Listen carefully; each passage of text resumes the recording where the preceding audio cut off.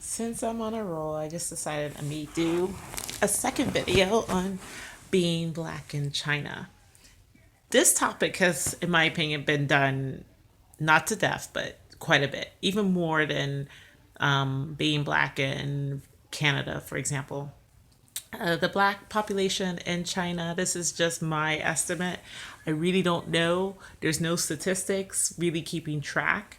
I'm just taking an estimate based on the tier one cities, which include Shanghai, Beijing, Guangzhou, and yeah, those are the main three. I would say there's probably 50,000 black people in all of China. So that's people from Africa, North America, Europe, people of black descent from other parts of Asia, as and maybe Australia. I would say in Beijing and Shanghai, there's probably combined 15,000 to 20,000 black people. The population of Beijing is between 21 to 20 million, 22 million people.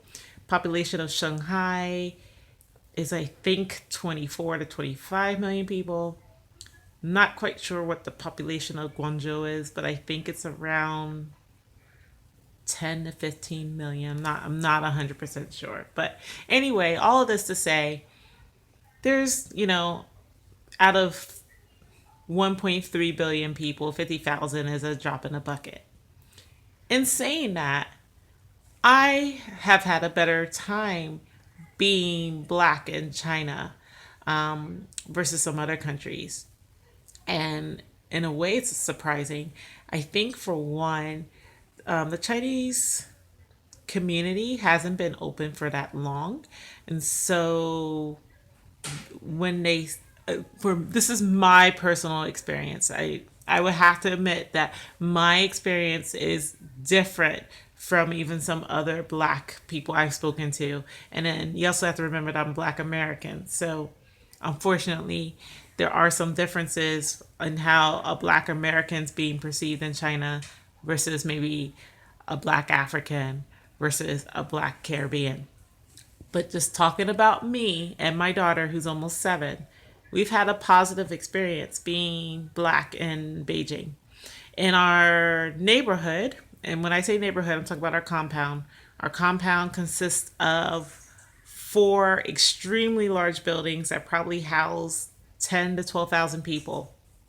And out of those 10 to 12,000 people, there's maybe 20 foreigners. And out of those 20 foreigners, there's 4 black people. There's me, my daughter, this British guy who's been there for 8 years, and my friend who's from California.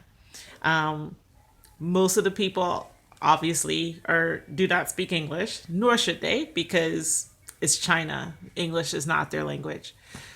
So when they see me and my daughter, when we first moved there, some people would stare, especially at Gabriella, because she was probably the first black child that they've seen in real life. And being that we look alike, people would stare at us a lot, or they would try to ask us questions. And so, being that I can speak some Chinese and her Chinese is even better than mine, they're very impressed that, we've taken the time to learn the language, and they sincerely want to get to know us. Being I'm in healthcare and my profession is held in high esteem in China, when I went on talks or treat people have been very appreciative of what I'm doing and how I'm able to help their child or their family and whatnot. So once again, it's been pretty positive. I have yet personally had anyone say anything to me that was racist or have had a racist action done toward me, or if I'm in the company of my friends, have anything done toward my friends. Now, I do have some friends that teach English, and unfortunately, that industry in China is a bit racist. I've seen ads with my own eyes saying that they want white teachers, even if it's someone that's from a country where they don't speak English, or even if the teacher doesn't even speak English that well. China, unfortunately, is a country where, just due to their own cultural history and their limited views of being around black minorities, they do kind of hold people who are white at a higher light or in a better light than maybe people from other ethnicities. Once again, you have to know a bit more of their cultural history to understand why. I personally don't take it personal. I I don't take it personal because, like I said, my interactions with Chinese, they they sincerely want to get to know me, and once they get to know me, they think I'm a cool person. Some people who are teachers, they've lost the ability to get jobs, or maybe they're even being paid less just because of the color of their skin. I definitely don't condone that. I don't think it's right, but I do. It does make me realize that racism and ignorance definitely exists in China, but is not as widespread as maybe an outsider thinks that it is. Going back to what I said in the beginning of the video, that living in China was a bit easier than I thought. I really was concerned that I would, have my picture taken every day, all the time. People will stare at me all the time. People will follow me all the time. Because when I was there in 2008, all those things happened, and it was very annoying. But this time around, once again, I live in Beijing, and I live in the heart of Beijing, just about a kilometer east of the financial district. My neighbors, once they got used to me, my daughter, they don't blink an eye.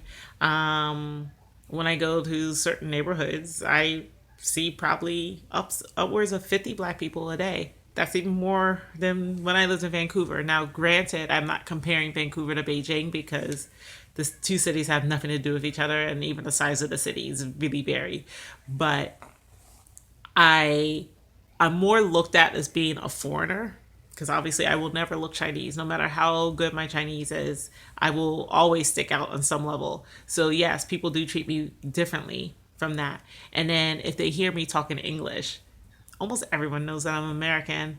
Um, I would like to hope it's because of my accent and not because of the stereotypes around the world. I don't know why. But like I said, in my experience, 99% of the Chinese that I personally met hold Americans at a, in my opinion, almost too high of a level, but they hold them like really up here. So they've treated me really well. So when they see me as, being black, as seeing me as being a woman, and they see me as being American. The thing that boggles them the most, even more than my complexion, is that I'm a single mom. And so I hear from quite a few people, and particularly women, like, wow, how did you move to China with your daughter? Like, what's that like? And why would you move here without help of a husband? Or how are you living so far from home, from your family? And they sincerely want that. So if I have time, sometimes I'll give them the short version. But sometimes it gets old. But I have to realize too that if I look at their culture, yes, women there do get divorces, but there's not a lot of resources for single parents. Never mind single women. I mean, like single parents who are women, and so as a result, it's just one of those things where they exist, but there's no one talks about it. So when people see me out and about with my daughter, and they know that I'm a single parent, that gets kind of talked about even more. And so if I'm in my neighborhood and I can pick up, hear what the conversation is about, sometimes I hear people talking about that, which is kind of funny, but I don't let it get to me. Now, I'm not going to lie and say that, being a minority in a country that's extremely homogenous is easy, because it's not. Like, if I were to go to another city or a small city, people are going to stare at me. If I take the bullet train even 1 hour out of Beijing and I get off, I'm going to have people follow me wherever I go. I'm going to have people, if they hear me speak English, use their repertoire of English, even if it doesn't make any sense, wherever I go. I have people ask me a lot about Trump and Obama, or what one of my political views, which I don't quite feel comfortable talking about because it is China after all. Um, with my daughter, there are people who want to touch her hair. There are people who ask us kind of these ridiculous questions like, is our skin brown because we drink chocolate or we eat chocolate?